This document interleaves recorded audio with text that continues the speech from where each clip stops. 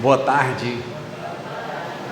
Agradecemos a Deus mais uma semana de muito aprendizado e rogarmos para que nós continuemos com ânimo para viver nossas vidas, termos alegria de viver para enfrentar todos os desafios que surgem, principalmente decorrentes das nossas imperfeições. Então, que nós possamos a cada dia confirmarmos esse compromisso de sermos melhores do que nós mesmos, sem termos a pretensão de sermos melhores do que ninguém. E hoje, o pessoal que está acompanhando lá no YouTube, é só entrar no canal Transmutação Renato. Quem quiser se inscreve ou ver os vídeos. De hoje para amanhã, esse comentário a gente vai colocando lá. Então, sempre a gente está colocando os comentários do Evangelho para o pessoal que quer acompanhar. Muitas pessoas têm feito esse acompanhamento, as pessoas às vezes comentam, agradecendo. Eu recebi lá do YouTube, é como se tivéssemos passado praticamente pessoas escutando quase uma semana, 24 horas, quer dizer, então é relevante para algumas pessoas, né? E eu entendo, porque de minha parte, eu sou muito consumidor desse tipo de produto de estar com uma mensagem espiritualizada. Muitas vezes eu estou escutando músicas espiritualizadas, às vezes uma fala que vai me levar a uma energia melhor, às vezes eu estou em alguma situação, às vezes que eu estou um pouco de desânimo ou coisa do tipo. Então tem gente que escuta música direto, tem gente que escuta palestra direto. Então é uma produção que eu acho que é importante, e concordo com um grande colega que me dizia que não existe quem fala bem ou quem fala mal. Ele diz que existe quem fala para a gente. Então às vezes tem aquela mensagem que é para nós. Isso é que é relevante, né? Então, por hoje, vamos para o Evangelho segundo o Espiritismo, capítulo 18, muitos os chamados e poucos os escolhidos, e o item é o 3, a porta estreita. Nessa tarde, mais uma vez aqui, a porta estreita, no capítulo 18 do Evangelho segundo o Espiritismo, muitos são os chamados e poucos os escolhidos. Ele traz essa noção que ele fala de que nem todo mundo quer ver a porta estreita, e quem vê a porta, nem todo mundo que vê vai conseguir passar por ela, porque não tem mérito para isso. Esse é um ponto importante. Eu estava hoje, antes de vir para cá, dando continuidade à minha leitura sequencial da Bíblia, eu estou já em Gálatas. E Paulo, em Gálatas, ele começa a fazer uma comparação constante entre o Espírito e a carne. Ele vai dizer de quem serve ao Espírito, quem serve à carne. E ele diz que Jesus, ao morrer, ele fez mostrar que tudo da carne ficou na cruz. E que a partir dali a coisa, o sinal, a mensagem para as pessoas era do Espírito. Esse é o que ele vai colocando. Então, nesse ponto que ele fala, né, do que ele fala de desejos, e os desejos que levam aos problemas, é isso que ele vai colocando. Se tem desejos da carne, gera problemas. Ele diz, mas se você aspira às coisas do Espírito, você não tem. E é importante a gente ressaltar isso. O desejo é diferente do prazer. O prazer é uma coisa que acontece e passa, porque tudo vem e tudo vai. É normal, é natural. Talvez seja até necessário. Agora, o desejo é diferente do prazer. O desejo você teve um prazer um dia, seja no comer, seja no ver, seja no sentir, no falar. E aí você passou por aquilo. Teve um prazer, passou. No dia que você está com um problema que você acha difícil de solucionar, porque se não fosse você não chamaria de problema, ao invés de você continuar se dedicando para resolver o problema, por mais impossível que pareça ser, você passa a voltar os seus olhos para o retrovisor, para o passado. e a fugir do problema. Como? Lembrando um momento no passado em que você sentiu prazer. É aí, por exemplo, que alguém que quando estava triste recebia um doce, na hora da tristeza no futuro, ela recebeu isso às vezes quando criança, mas na hora da tristeza no futuro, de um problema que ela não consegue resolver, o que ela faz? Corre para comer doce. É um desejo. Desejo é voltar os olhos e querer que o passado, que a gente entendeu de viver um prazer que a gente achou bom, volte. Só que o passado não volta. Volta? Não volta. Todo desejo é uma tentativa de buscar um prazer sentido no passado para o momento presente. Por quê? Porque a gente quer fugir do presente, porque geralmente é um momento em que a gente está passando por uma situação difícil. E na situação difícil, muitas vezes, a gente não diz assim, nada como um dia depois do outro, uma noite de sono pelo meio e depois a gente vai resolver. A gente quer um dia depois do outro, uma noite de sono e continuar dormindo e esquecer como se o problema fosse resolver por si, mas ele não vai. Ele precisa de uma dedicação, de um foco, de uma persistência, de uma resiliência, de uma concentração nossa para resolver.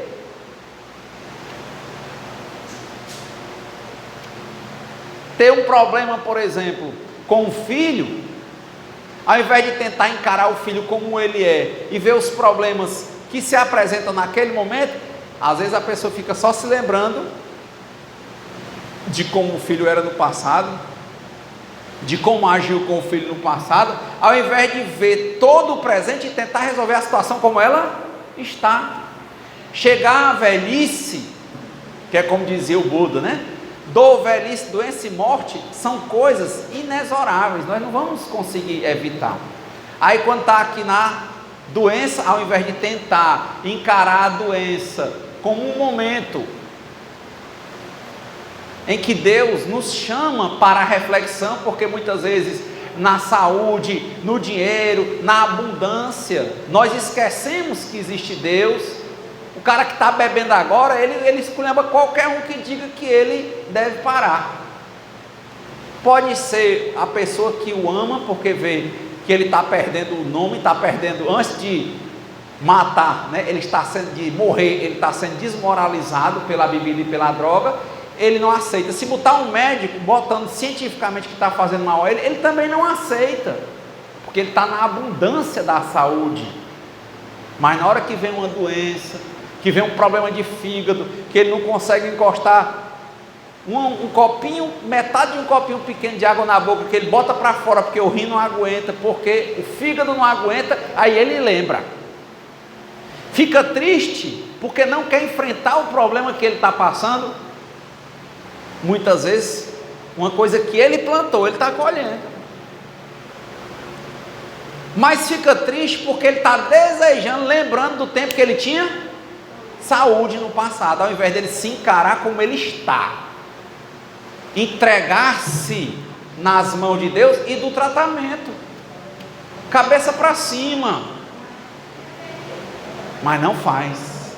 O desejo, toda hora, a cabeça dele é passada, é nostalgia. Veja aí, o bêbado, o alcoólatra, o drogadicto, qual é o que vocês conhecem que não gosta de ficar repetindo música de sofrência? Já viram um bêbado não gostar de brega? Quem já viu o bêbado gostar de brega, de sofrência? Ele quer isso, ele quer, sabe, ficar em autopiedade, ele não quer resolver, ele quer alimentar aquilo, que ele lembra do primeiro momento passado, de como foi bom. Então, é diferente desejo de prazer. Prazer vem naturalmente e vai. Desejo é querer trazer o prazer de volta. Como o dia tem manhã, tarde e noite, é a pessoa que chega de tarde e diz: oh meu Deus, tão bom quando é de manhã. Aí quando chega de noite, oh rapaz, um frio da noite, tão bom quando era à tarde. Ao invés de viver amanhã na manhã, à tarde na tarde, à noite na noite. Essa é a porta estreita. É nós aprendermos a nos conhecermos e nos amarmos, e amarmos o nosso contexto no momento em que ele está. Sabermos viver as coisas no momento em que elas se encontram. Sabermos ter esse casamento conosco, na alegria e na nossa dificuldade, na saúde e na doença. Nós mesmos nos amando e nos respeitando no nosso momento. Não tem fuga. Mas o ego, o apego, desejo tem a ver com apego. Apego ao quê? Ao ego, aquele que só quer ser abundante, feliz, e só quer tornar permanente uma coisa que já passou, aí fica só trazendo, isso é tristeza, porque o passado é passado e ele não volta. Era tão bom quando eu era jovem. Era, e agora? Também.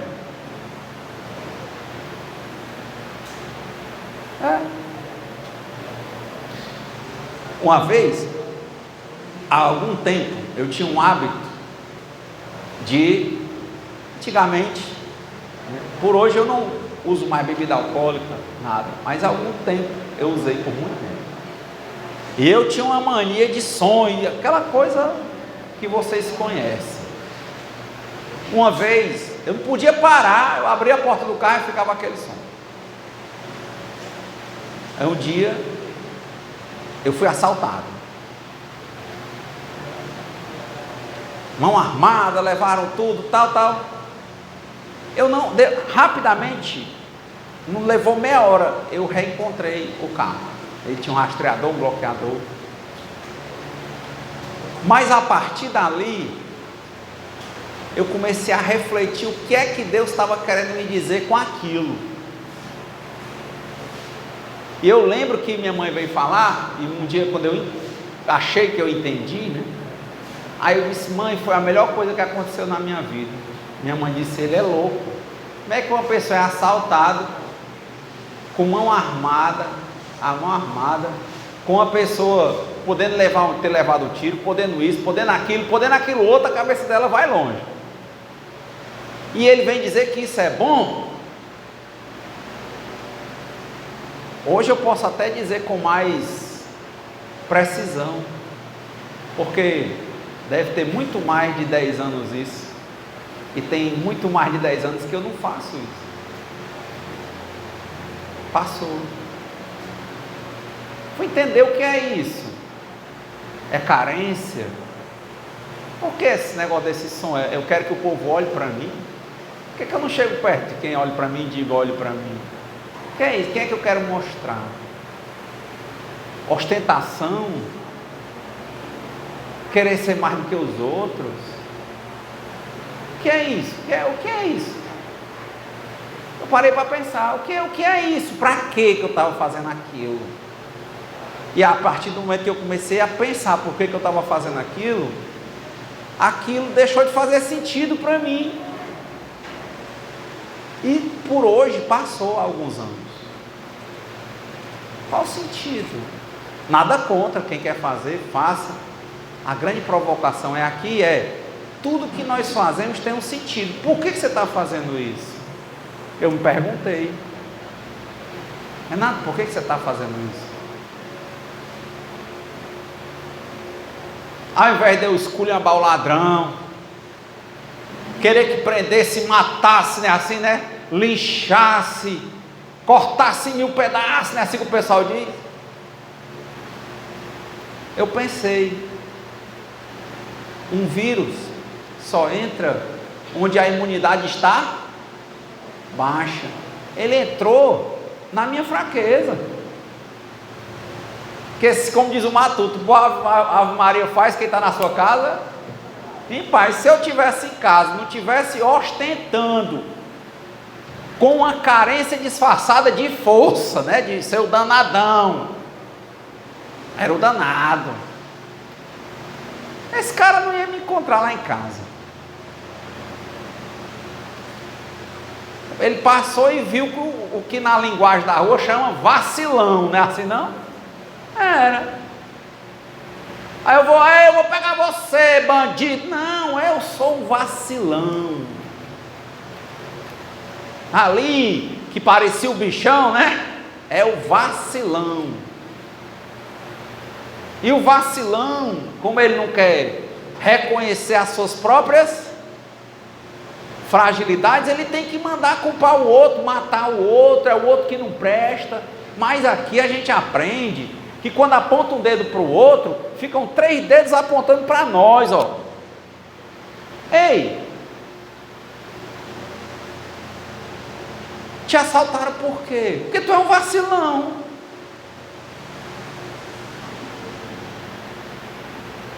Ah, é? Mas e o outro? Que outro? Deixa de ser vacilão.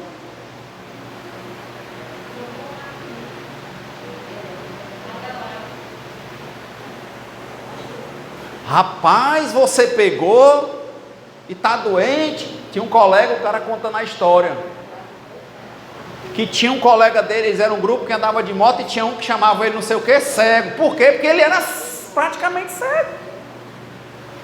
Mas naquele tempo, tem até uma música do Paralamas do Sucesso, né? Que se as meninas do Leblon não olham mais para mim porque eu uso óculos, quer dizer, era careta o cara usar óculos, entendeu? Ele não queria, o Raul Seixas, ele botava a gola aqui, ele botava para cima para ser o erradão, né? Para ser o fama de mal, como dizia o Erasmo Carlos, né? Eu tenho que manter a minha fama de mal, né? Então vou lá usar óculos. Aí o cara, a galera andando tudo em moto grande, né? 750 cilindradas à frente. Um dia ele veio ligeiro, tinha um monte de terra na pista, ele bateu no monte, foi jogar alçada acima, caiu sentado e o calçamento calçou a coluna dele, quebrou a coluna, esfacelou o pedaço. O médico disse que para ele sentar tinha que fazer 3 cirurgias para botar uma barrinha assim, ó. Aí o cara tentou se matar depois.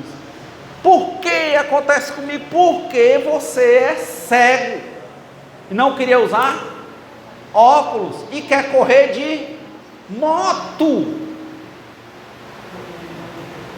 Mas por que é errado é quem botou esse monte de areia ali? Eu vou processar, eu vou não sei o que. Rapaz, tenta regar um pouquinho a luz, a semente de humildade que Deus deixou dentro de ti, alguma coisa. Ajuda-te que o céu te ajudará. Bota teu óculos, não vai andar tão rápido. Te cuida.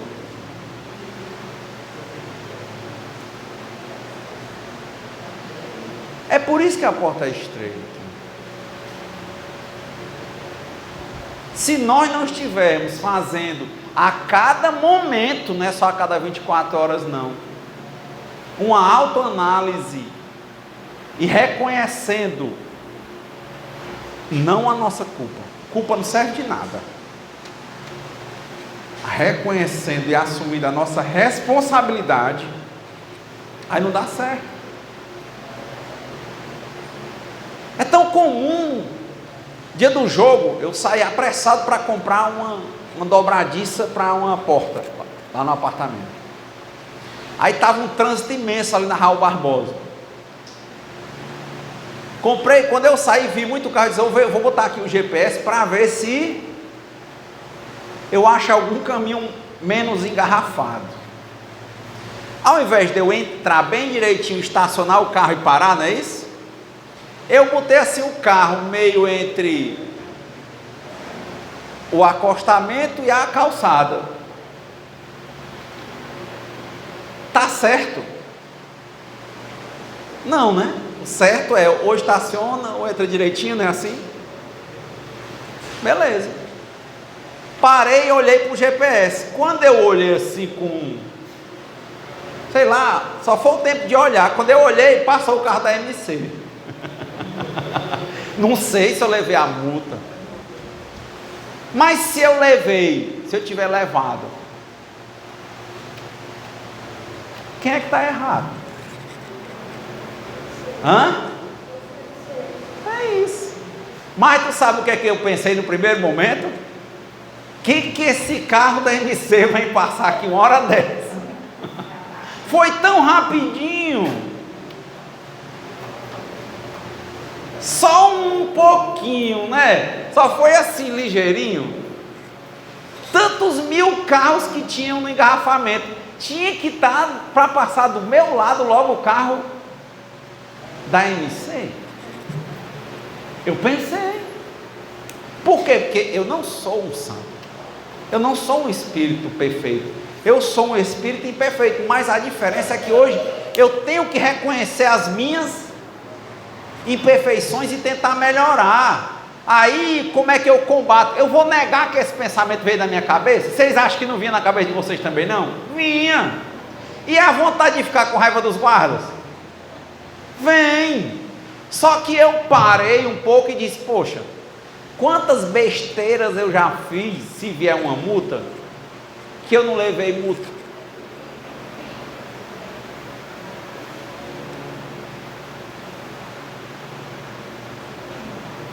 Quantas? Ah, então tu vai aceitar ficar pagando, recebendo multa o resto da vida de pouquinho. O que você prefere? Levar um acidente de uma pancada todinha e acabar de uma vez, ou você ir fazendo aos poucos e continuando? Eu acho que é o que eu posso suportar.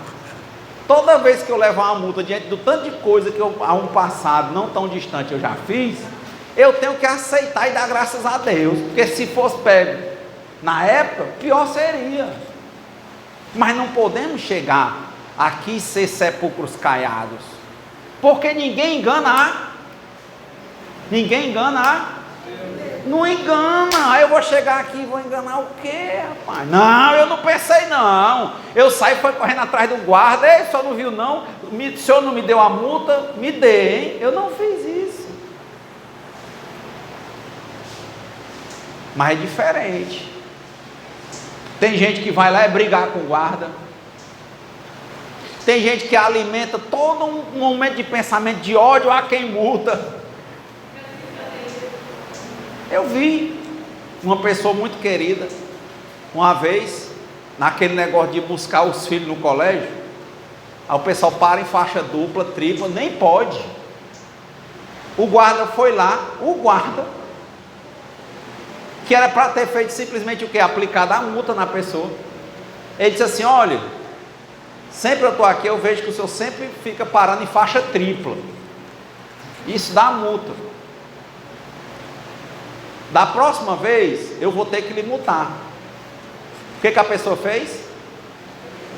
Ele entendia que era uma autoridade, se levantou e deu uma mãozada na cara do guarda, porque ele estava ameaçando ele. Nós temos esse tipo de gente entre nós, dentro de nós. Como é que a gente entra em porta de Deus num negócio desse? Se a gente é errado, quer botar a culpa nos outros, internamente alimenta pragas, esbraveja contra os outros que estão certos.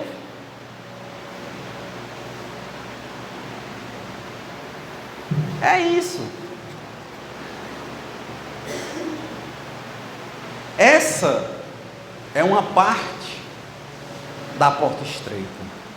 Renato, mas e se tu nunca tivesse feito nada, tu tivesse nascido um santo e acontecesse isso contigo, não era? É a mesma pergunta que o pessoal faz quando chega lá no Albert Sabin e vê crianças com câncer, bebês com câncer. Agora que apareceu a notícia no jornal de um pai de boa família, de condições, casado com uma senhora que é concursada, um concurso muito bom, tiveram 3 filhos, todos os 3 filhos morreram e agora ele está, todos os 3 morreram de câncer e agora ele está lá. O problema aí está no final do Evangelho. O que o Evangelho fala? Entenda que existe uma coisa chamada reencarnação. Entenda que existe uma coisa chamada unicidade da existência. O Renato aqui pode ter sido um rei no passado. e outro passado ter sido um mendigo. Em todos esses momentos, o Renato não só acertou, ele também cometeu muitos erros.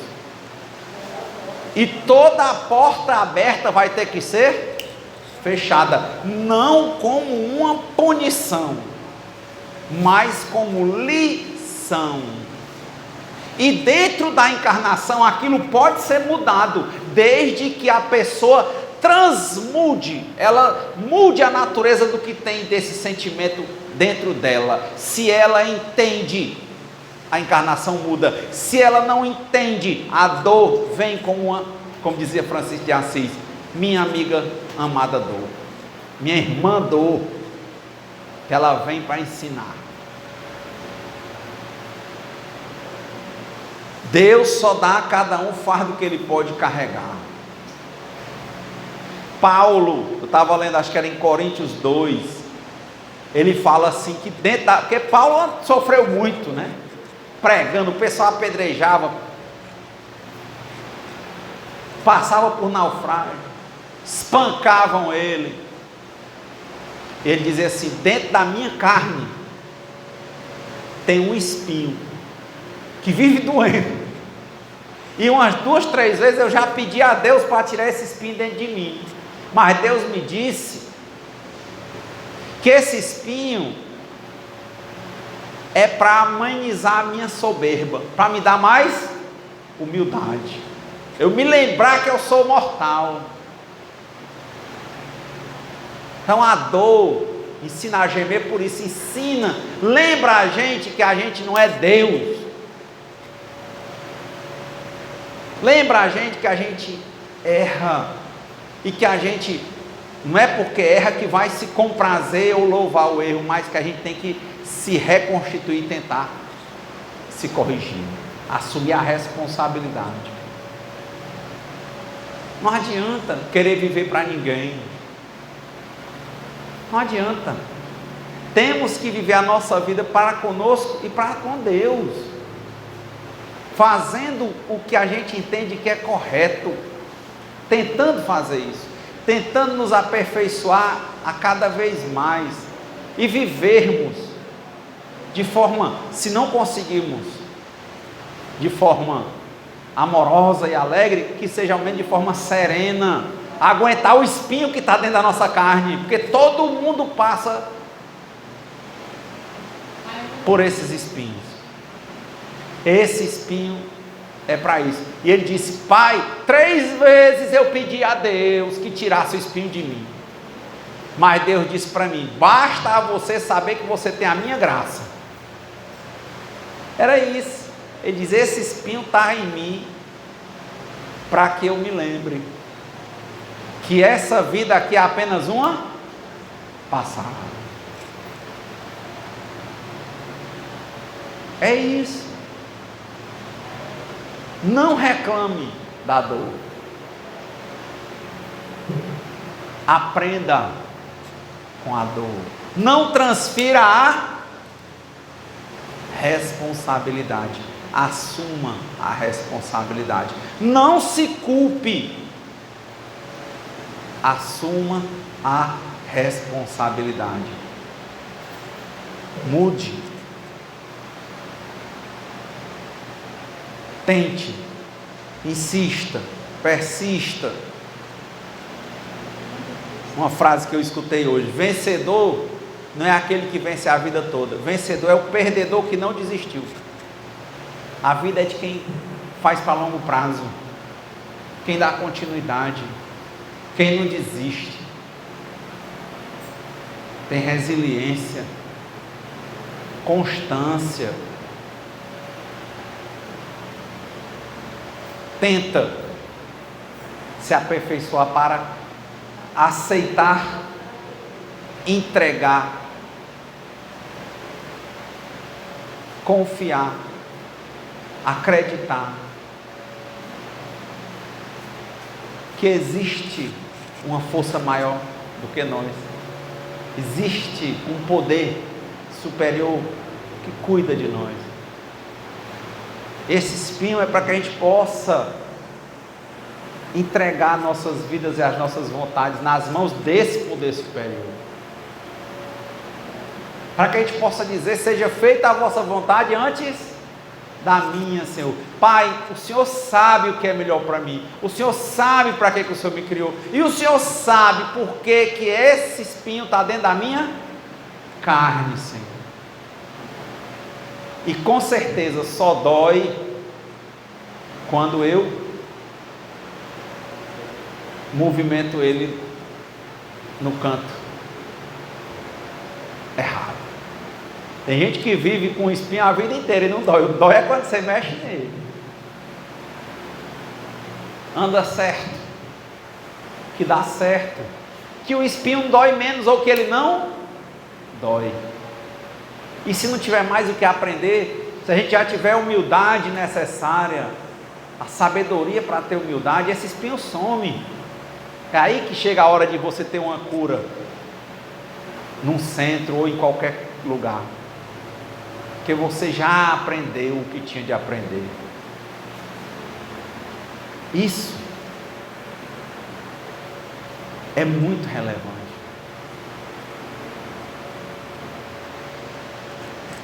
Dentro do Evangelho que nós falamos, um dos temas difíceis era esse: unicidade de existência. É isso. Cremos que o Espírito é imortal e que ele vai passando por encarnações até que ele aprenda tudo o que ele tem de aprender, ou seja, feche todas as portas que ele mesmo abriu. Abriu por quê? Diante das suas imperfeições. Naquele momento em que ele estava errado e que ele transferiu a responsabilidade. Bateu no guarda, aquela pisa um dia volta para ele. Não necessariamente como uma pisa, mas é um monte de espinho doendo em outros pontos. Porque no final a grande coisa é ele entender que ele tem que ser humilde, que ele não é Deus, que ele está aqui para aprender, que aquilo ali era só uma ilusão da matéria para ensinar. A doença é só uma ilusão para ensinar. A separação, a velhice, a dor, é isso. Dizem os filósofos que a filosofia nasceu a partir do momento que o homem tomou conhecimento de que ele morria. Aí ele começa a pensar em como viver melhor a vida. Pensou se o homem fosse imortal mesmo? Consciente, materialmente, a vaidade, a loucura. Quantas pessoas que entendem agora que viver, essa história lá de Paulo aos Gálatas, é curtir o que a carne dá. Quem é que aguenta? Testa. Renato, eu gosto é de doce. Tem dinheiro. Todo dia agora eu vou me sentar e é sorvete, é chocolate, é bolo, é não sei o que. Espera. Não é bom? Vai. O que vai dar no mínimo? Diz aí um nome. Diabetes. Mas não era gostoso. Vai. Renato, eu tenho dinheiro, macho, eu quero é beber as bebidas mais doidas que tiver. Olha, aqui no Brasil não permite aquele absinto, porque tem um nível alcoólico maior do que... Eu quero é desse. Eu vou beber o álcool, é puro, vou mais lavar a mão não, vou misturar com café e vou beber, porque eu gosto de ficar, é muito doido. Bebe. Vai. Vai um dia, vai dois, vai três. Um pedaço não entra mais. Por quê? O figueiredo, o rim, ou não é assim? Não fomos feitos para isso. Se fôssemos feitos para isso, tanta gente usasse quanto melhor ficava, não era não? E não é?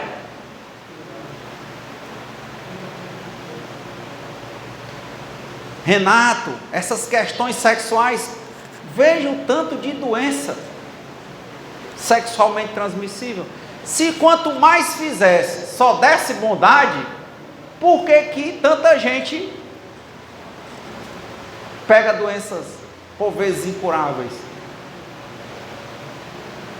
Tem o índice hoje, eles contabilizam que mais de 90% da população tem, por exemplo, HPV, herpes, fora HIV, mulheres com câncer de colo de útero, homens com vários tipos de cânceres decorrentes disso. Se fosse para extravasar, a gente ficava melhor, não era? Mas não fica.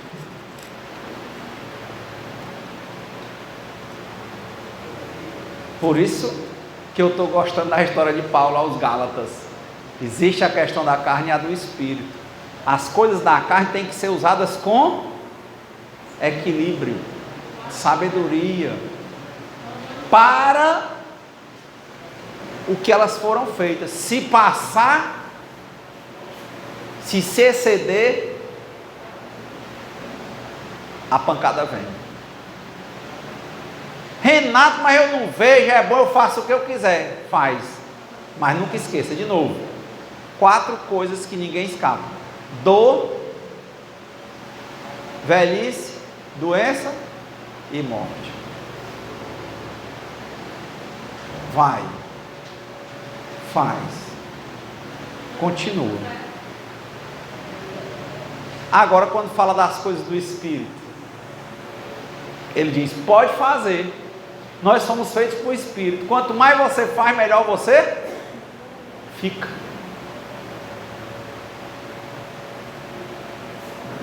É por isso, novamente, que a gente fala: a porta é estreita. É estreita.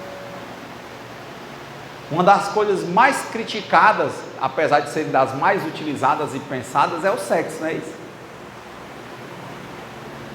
Usado de forma inadequada, os problemas são sérios. Uma das coisas mais simples e mais utilizadas e não criticadas é a alimentação, não é isso? Mas use de forma incorreta, inadequada, que você sente os efeitos. Eu fui essa semana com meu pai e a minha irmã lá no pé do diabético. Conhece esse hospital? Cheguei lá, rapaz, tinha um senhor bem novinho. O pé dele tinha um buraco quando a mulher tirou a gase. Você via assim, ó, o osso. Eu vi uma vez no hospital das clínicas, abriram assim o biombo, tinha um cara lá que ele tinha dado escara e tinha diabetes. A bacia dele estava no osso, o osso branco, bem branquinho, e ele gemendo. Você imagina a carne viva, onde se senta.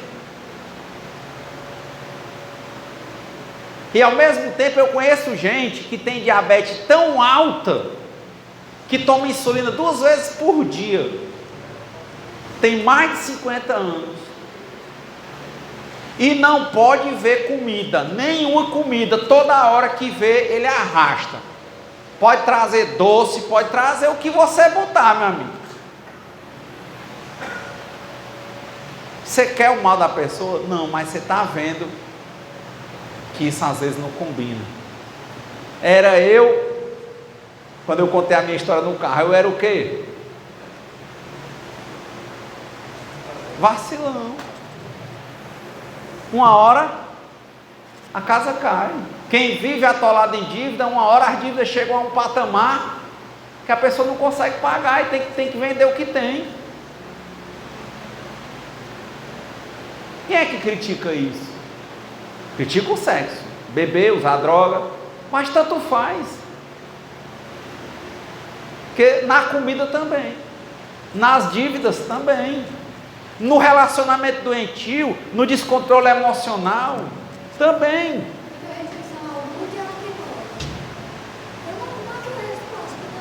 Não come, mas você sabe que não é para todo mundo fazer o que você está fazendo.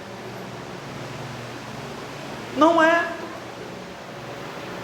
Quando eu disse, não vou comer carne por um tempo, quantas pessoas olham para mim assim, olha, E a vida não tem mais prazer, você não está bebendo, você não come carne, que prazer tem a tua vida?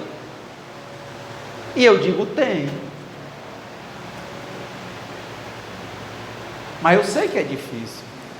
Eu conheço gente que jura, chora, que vai deixar de beber e usar droga de manhã. Quando dá meia hora, ele bota o pé no meio da rua, ele cai. Chora, ele vem de novo, ele cai. Eu conheço gente que tem 50 anos que deixou de beber, que era da rua, que era da engorda, e tem 50 anos, hoje um cidadão, família constituída, tudo direitinho, já se aposentou, foi estudar, tudo depois. Mas eu conheço cara de várias idades, que ele, 10 dias ele disse que vai deixar, e ele cai 11. Não é para todo mundo não. Por isso que o evangelho hoje é o quê? A porta? Não é para todo mundo não, menino. Não é para todo mundo ter um problema de família, com o pai, com a mãe, com o companheiro, com o filho, e ao invés de se intrigar, ficar botando na cabeça que vai resolver, orando pela pessoa até resolver. É para todo mundo? Vai atrás da quantidade de casa feliz no Natal. Vai atrás de gente que vai até lá no Natal, começa a beber meio-dia, quando dá meia-noite, está todo mundo brigando dentro de casa. O pau quebra lá, é polícia e tudo. Ou não? Não é para todo mundo.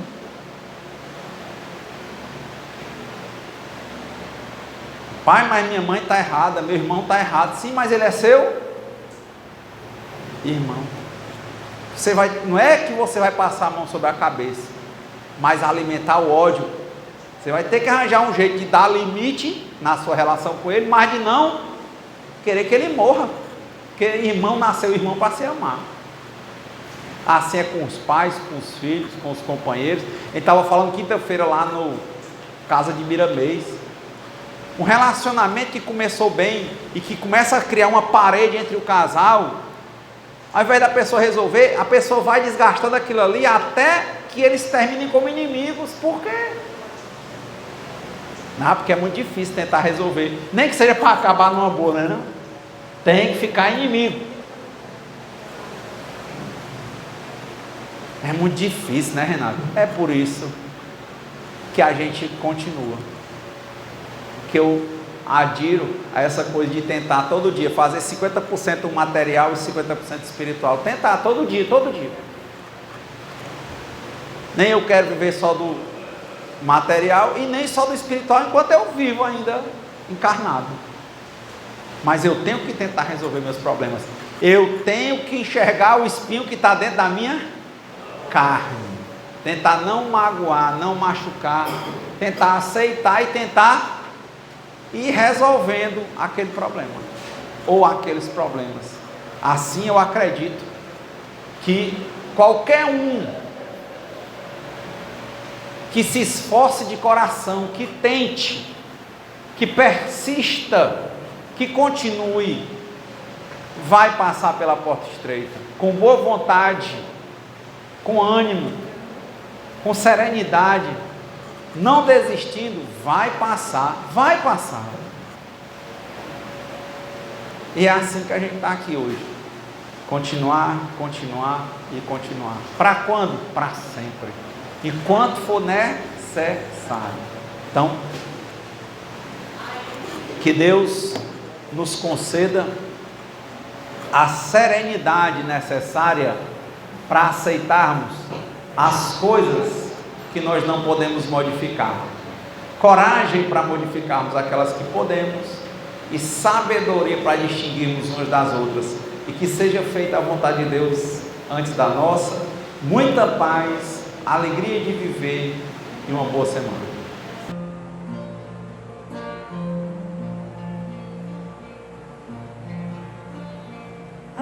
Acredita, estou aqui, do teu lado estarei, venho consolar teu coração.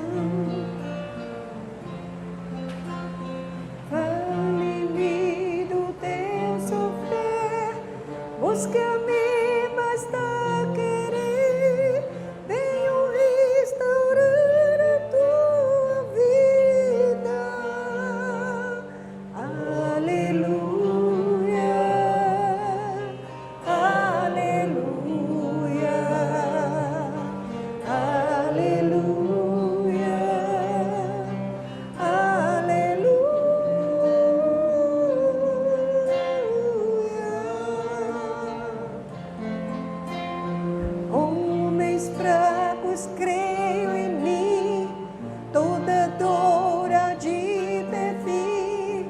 Sou de Deus e trago a luz ao mundo.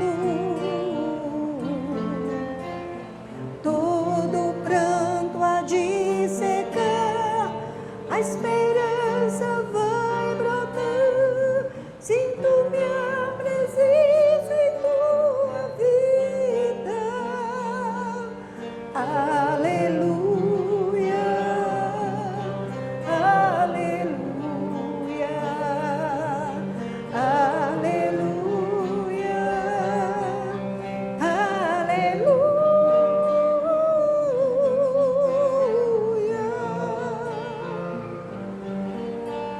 Sou Cristo Consolador, mensageiros do amor, junto a mim encontrarás abrigo.